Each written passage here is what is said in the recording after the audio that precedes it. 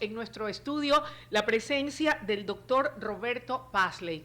Querido doctor, qué gusto saludarlo, gracias por acompañarnos, bienvenido. Muchas gracias, Luisa, por la invitación. Buenos días directivos de WQ Radio, buenos días conciudadanos de Radio Escuchas de esta emisora. Doctor, leía recientemente uno de sus artículos, muy interesantes por cierto, y muy acertados en sus análisis, en uno que tenía que ver con el tema de los recientes hechos violentos registrados en establecimientos educativos de Quito y de Guayaquil. Y aquello me llevaba a reflexionar y a preguntarme, leyendo el contenido de ese artículo con el que le decía, extra cámaras, me siento muy identificada. No sé qué es lo que está sucediendo en el sistema educativo y en qué momento los docentes en los establecimientos de escuelas y colegios y los padres de familia hemos ido perdiendo autoridad frente a nuestros hijos. ¿Qué es lo que está pasando, doctor? Mire, este es un problema muy complejo que se ha venido madurando o fermentando con el paso de los años en la sociedad. Yo creo que mi generación o la generación de los que hemos pasado los 50 ha sido una de las últimas generaciones que hemos respetado a nuestros padres, que hemos mantenido con la sociedad una posición coherente de respeto, de manejo de la ley, de buen comportamiento. Lamentablemente en la actualidad los padres temen a los hijos, no les ponen metas, no les ponen límites, salen a la hora que sea, andan con quien sea, hasta la hora que sea. ¿Es un que me importismo también de los padres dedicados a otras cosas y no precisamente a cuidar y a formar a sus hijos? Es una mezcla de circunstancias que llegan a esa despreocupación o que me importismo. Los padres en la actualidad cogen a los hijos, los llevan a la escuela o al colegio como si fueran una bodega de hijos, como si fuera una guardería o un depósito, y no se acuerdan de ellos sino hasta final de año, cuando ven que los conocimientos no son los suficientes y tienen que reprobar una materia. Y van al colegio o a la escuela y dicen, están dejando de año a mi hijo. No es que lo están dejando de año, sino que en la casa no le han hecho el acompañamiento necesario para que el grado etario de asimilación de conocimientos vaya de acuerdo a su estructura mental. Eso en cuanto a los padres. ¿Qué pasa con los docentes? Ya, estaba haciendo este desarrollo porque el sistema educativo es una mesa. La mesa tiene 4 patas. La principal pata es la familia, los padres. La segunda es la escuela, los colegios, docentes. La tercera, las autoridades de educación, y la quinta es la sociedad. Si entre las 4 partes no funcionan, la mesa se pone coja y se cae. En todo caso, hemos analizado la familia. En cuanto a los docentes en la actualidad también tienen miedo a los estudiantes, porque las normas de un falso proteccionismo al estudiante, falso proteccionismo de derechos, ha hecho que quiten toda rigurosidad, tanto académica como disciplinaria. Ya en las escuelas, colegios no se pueden conductuar, no se pueden aplicar medidas correctivas, porque más que sanciones son medidas correctivas. Esto no es como en ámbito penal que se lo sanciona, pero son medidas correctivas porque el estudiante tiene que saber que todo acto en contra de los compañeros del sistema tiene una consecuencia, pero actualmente no.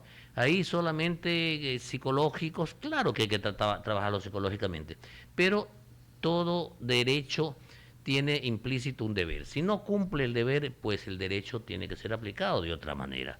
En todo caso, las autoridades de educación ya están analizando para devolver a los colegios esa autoridad sancionadora, entre comillas, pero tienen que ser por medidas correctivas para poder extrañar, para poder sacar a ese chico que está de mal comportamiento dentro de la institución y los padres puedan ponerlo en otra institución que se adapte más a sus circunstancias psicológicas, a sus circunstancias mentales, y los padres tienen que hacer el acompañamiento. No es que vayan y tienen el problema a la escuela o al Estado, son los padres los responsables de la actitud de sus hijos. Legalmente hablando, la normativa legal, la legislación, la normativa jurídica, ¿cuánto suma o ayuda a mejorar y a corregir todas las falencias o todos los defectos que pueda tener el sistema educativo en el Ecuador? ¿Es correcto como está o hay que hacer cambios o ajustes? Yo he venido sosteniendo hace algún tiempo que los cambios y ajustes tienen que hacerse ya. En este momento el sistema educativo ha colapsado, está colapsado. Tiene que reinventarse, tienen que hacerse reformas. En el sistema disciplinario, devolver a las instituciones la capacidad de extrañar o de expulsar a los estudiantes. En este momento los colegios no pueden expulsarlo así lleven armas, así lleven droga, y por eso es que vemos lo que vemos. Vea usted aquí en Guayaquil, un caso de un estudiante que por bullying se suicidó. Otro padre de familia denuncia que su hijo, porque tiene una capacidad especial, también le hacen bullying. En Quito, esta estudiante que la ha sido masacrada, pegada cruelmente en una escalinata, haciendo barras el resto de estudiantes. En Quito mismo, un estudiante detonó un arma de fuego en un colegio, pero no se los puede expulsar. Desde ese punto de vista, es necesario recuperar la rigurosidad académica y la disciplina dentro de los establecimientos. Los estudiantes denuncian a los profesores y al distrito, y el distrito sanciona a los profesores, y no los estudiantes cuando los estudiantes amenazan, agreden, pegan y hasta matan a profesores. Unos años atrás hemos visto como 2, 3 profesores han sido asesinados por unas notas mal puestas a unos alumnos. Eso no puede ser. Y por ahí vemos que hay circulando unos videos de esos en redes sociales, donde a 3 jóvenes de 11 a 13 años los entrevistan y les preguntan que cómo va, qué tal el colegio, porque están hasta con uniforme dentro de una institución, que qué piensan hacer en la vida, y ellos dicen que quieren ser narcotraficantes, que ellos quieren manejar el sistema de narcotráfico. Los 3 dicen lo mismo. Otro que me escribe en las redes cuando estaban criticando las agresiones, dicen, no, aquí a nosotros, a los jóvenes, no nos pueden hacer nada. Nosotros podemos hacer lo que nos da la gana. Es más, si nuestros padres nos reprenden, nosotros podemos denunciarlos a nuestros padres para que los metan presos. ¿Dónde estamos, Esa doctor? es la idea que se ha fomentado por estos progres genéricos woke. Esa es la idea. Qué barbaridad. Doctor, ¿cómo cambiamos esta realidad? Porque definitivamente, y lo que usted señala es cierto, esto ha llevado a que las actuales autoridades de educación procedan con la actualización de estos protocolos de la devolución de esas facultades sancionadoras que tienen que ser rígidas y rigurosas. Usted decía en su artículo no garantistas, en este caso, de que los jóvenes y de que los niños hagan lo que les venga en gana, sin que haya un marco de respeto a la autoridad, no solamente dentro de los planteles, sino también de los padres. Plenamente de acuerdo, Luisa. Plenamente de acuerdo. Usted tiene toda la razón, y una cosa es garantizar realmente los derechos de los estudiantes y otra cosa es llegar al extremo de, por una falsa garantía, llegar a extralimitarse con estos supuestos derechos. Lamentablemente, toda la norma jurídica, todo el aparataje está con este criterio woke genérico de ideología de géneros que tenemos que irlo desmontando de Estados Unidos. Muchos países, Argentina ya lo están bajando, porque ha sido una línea que han mantenido los países que se llaman progresistas, de ideologías progresistas, que han auspiciado ideología de géneros y de los criterios woke. Desde ese punto de vista tenemos que ir poco a poco desmontándolo y devolver el razonamiento puro dentro del sistema educativo, devolver la lógica, devolver el buen comportamiento, los modales, las buenas costumbres. Pero eso se comienzan y se cultivan en el hogar, doctor. Indudablemente, por eso decía que el sistema educativo es una mesa de 4 patas. Así es. Tenemos que trabajar, y por eso estoy muy de acuerdo con las medidas que está empezando a tomar el Ministerio de Educación, pero el asunto está que avancen, que la ministra disponga que lo hagan, porque dentro del ministerio hay muchas personas que cuando la ministra rema hacia adelante, ellos reman hacia atrás, porque están impregnados desde hace más de 14 años con esta ideología de género e ideología woke. ¿Cómo erradicamos eso, doctor? Porque, como usted bien lo señala, la actual ministra tiene toda la voluntad, ha dispuesto estos cambios, pero como usted señala, resulta que allí están enquistados unos con el otro pensamiento, y entonces, en lugar de remar en una misma dirección, como usted dice, ella quiere dar un paso adelante y los otros dan 10 para atrás. Sí, así es. Sencillamente que se abran espacios de diálogos con todos los sectores involucrados. A veces se abran espacios de diálogos al estilo de Correa, que llamaban 3, 4 amigos y decían, estamos dialogando, y sacan las fotos de todos sentados y están dialogando entre pares, entre ellos, y sacan lo que quieren. En todo caso, aplaudo al Ministerio que vayan a devolver estas facultades de tomar las medidas correctivas en las escuelas y los colegios. Aplaudo los procedimientos que se dan, pero la ministra también tiene que llevar adelante su criterio propio. Ella viene de la educación particular. A veces como que le entregan criterios que no se ajustan a la realidad de nuestro país. En todo caso, pienso que tenemos que trabajar todo en conjunto. El problema del país es grave. Justamente hubo el martes un foro ciudadano en la Universidad de Ecotec donde se analizó el problema del país y las normas a aplicarse en estado de guerra. Estamos en estado de guerra, no que vengan una corte woke y diga que no hay guerra en el país. Es absurdo. Y dentro de este estado tenemos que encontrar la forma como hacer que la nueva normatividad se adapte a la Constitución. Nosotros no podemos administrar o poner orden en un estado de guerra con las leyes de un estado normal. Tenemos que ser ingeniosos, tenemos que ver cómo se adaptan para luchar, o si no, se nos llevan al país la delincuencia organizada y el narcotráfico. Nosotros en ese momento estamos. El mes de mayo ha sido el mes donde más se ha hecho sentir esta problemática, más de 900 muertos en el país, y eso no puede ser posible. Doctor, otro problema que va de la mano, ligado con esto, es el tema del reclutamiento de los niños y adolescentes y jóvenes por parte precisamente del crimen organizado transnacional.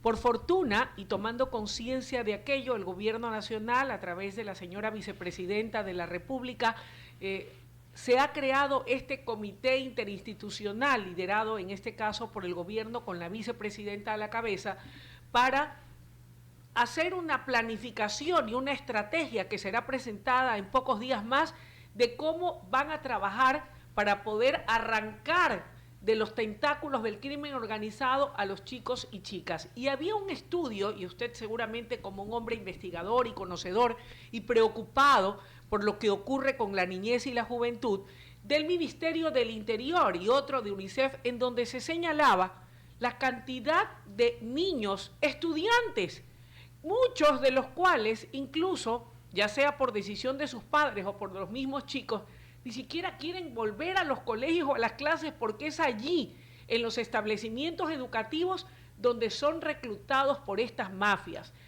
¿Cómo poder enfrentar desde su conocimiento qué debe hacerse, qué deben hacer las autoridades para sumar a esos esfuerzos y evitar que en los establecimientos educativos, hoy por hoy las mafias no solamente peleen por tener más territorio para el narcotráfico, sino que están atentos de que hayan establecimientos educativos para ellos seducir y reclutar por la fuerza o convenciendo a los chicos para que también sean partes de estas mafias? A ver, el problema es complejo, porque es tanto la penetración de las mafias organizadas, de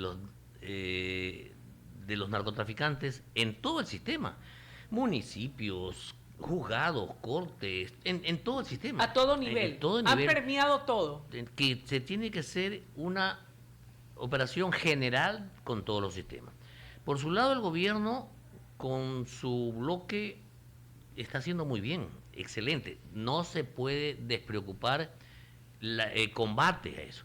Hay que hacer la prevención, que es lo que la vicepresidenta está tratando de organizar. Me parece excelente. Por supuesto. Hay que hacer prevención, hay que hacer tratamiento y hay que mejorar dentro del área de tratamiento el sistema penitenciario. Entonces, hay que trabajar desde todos los ángulos al mismo tiempo. Y el primero que se tiene que trabajar es el sistema educativo. Porque, ¿a qué se debe la deserción? Muchos dicen que es por la rigurosidad de las clases, porque se quedan de año. No. El chico deserta en los cursos superiores cuando se dan cuenta que lo pasan sin conocer nada, y cuando viene una materia más fuerte y no conocen nada, están sentados sin saber nada, entonces hasta le da vergüenza estar sentados sin hacer nada, y por eso no va a clases. ¿Por qué? Porque fue un tiempo tan benigna, tan falta de rigurosidad del sistema educativo, que había que dejarlo pasar, así no sepan nada. Y se ha llegado a casos que los gradúan a los estudiantes sin que sepan leer ni escribir. Las últimas evaluación educativa que hace el organismo evaluador del Sistema Nacional determina que 7 de cada 10 estudiantes de bachillerato no saben lo mínimo de matemáticas, lo mínimo. 8 de cada 10 no saben lo mínimo de lenguaje y literatura, 2 años consecutivos. Y en el resto de materias o fuentes de conocimiento no llegan al puntaje mínimo de 7 sobre 10. Cuando ellos se gradúan, van a la universidad, obviamente, muchos no ingresan los exámenes de admisión. Otros, por la falta de cupo, pero realmente no ingresan. Entonces, ¿cuáles son los que están ingresando más? Los que están más preparados. No vayamos ahora a encontrar la pugna entre los pobres y los ricos, no. Hay pobres que conocen e ingresan, pero quienes más estudian tienen más opción a ingresar. Desde ese punto de vista, hay que trabajar en el sistema educativo, también dejarnos ya de preocuparnos en tanto entorno de materias insustanciales y enseñar al chico el razonamiento lógico, pensamiento crítico, pensamiento abstracto, enseñar emprendimiento, razonamientos, innovación. Son esas las herramientas que tenemos que enseñar, más investigación, más manejo de internet, inteligencia artificial, idioma extranjero. Eso es lo que los va a capacitar al estudiante. ¿Y cómo hacemos para hacer ese cambio de la malla curricular? Ministerio de Educación es la única autoridad competente. Ministerio de Educación, la ministra, tengo entendido que va hacia allá, pero es tan lento el sistema porque mientras ella tiene un criterio, otros diciendo que están con su criterio sin darse cuenta están contra... Y en ese sentido, doctor, ¿cuáles son esas materias que están de más o que deberían salir? Ya usted ha dicho las que debemos incorporar. ¿Qué es lo que no debe estar dentro de esa malla curricular? Mire, lo que debe estar es un tronco común, que sea ciencias matemáticas con matemática empresarial o financiera, lengua, lenguaje, literatura, estudios sociales y estudios naturales. Ese es el tronco común que tiene que ir en todos los niveles. Es la base. Con grupos etarios. Y de allí, para herramientas en la vida, investigación, internet, inteligencia artificial, lengua extranjera, un idioma, que el inglés es el idioma universal, y de allí las otras para cultivar como arte, estética, que sean danza, pintura y todo eso, porque se necesita también cultivar el espíritu.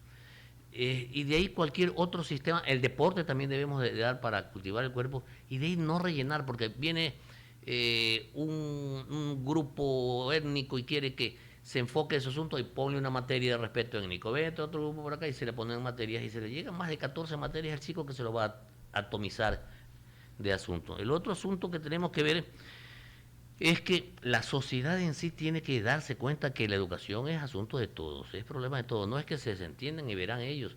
A veces hay reuniones de educación que se invitan a muchos personajes y no van porque no les interesa sencillamente. Pero si a veces ni los mismos padres van, doctor, me he dado cuenta de eso.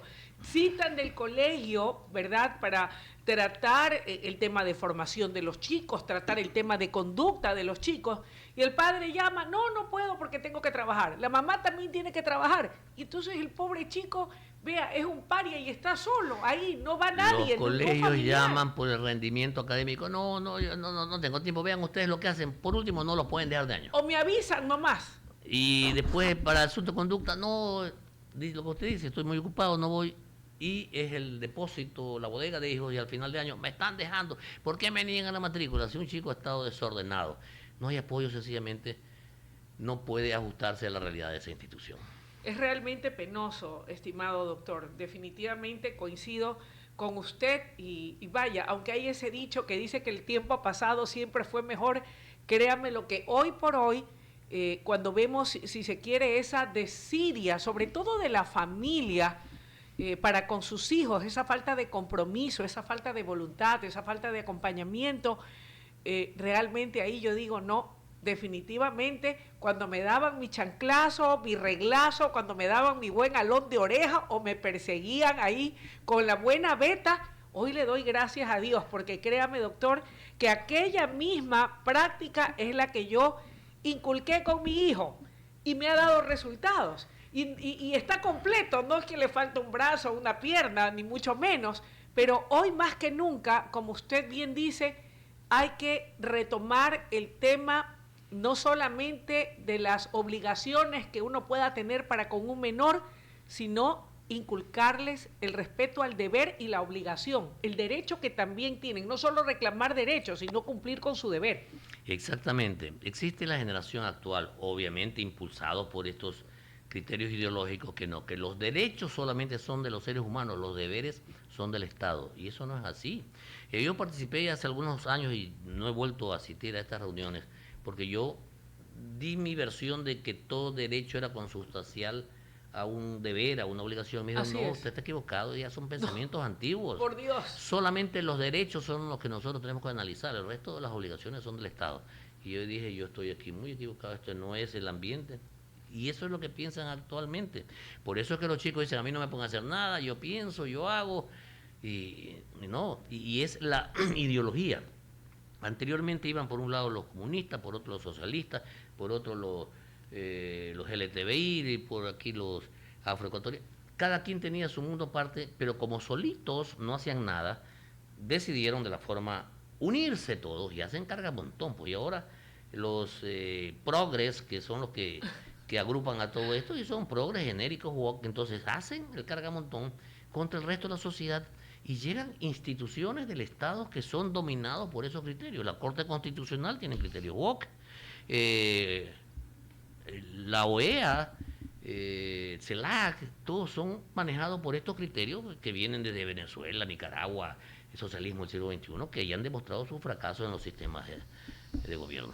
Quiera Dios que se hagan las rectificaciones, estimado doctor, porque sí sería lamentable que no se hagan estos cambios. Yo quiero creer y pensar que existe ese compromiso de la actual autoridad, sé de su valía, de la valía de la señora ministra, y ojalá pueda, con el respaldo y el apoyo de todo su equipo de trabajo, contrarrestar esas líneas de pensamiento que desgraciadamente nos han llevado a una involución y no a una evolución de nuestros hijos, de nuestros niños, que hoy más que nunca requieren de un compromiso, no solamente de los educadores o del Estado, sino el principal y el medular, que es el de la familia, que es el del hogar. Así es, Luis, usted tiene toda razón, y ese problema de la ministra no solamente en educación, es en todo el sistema de gobierno.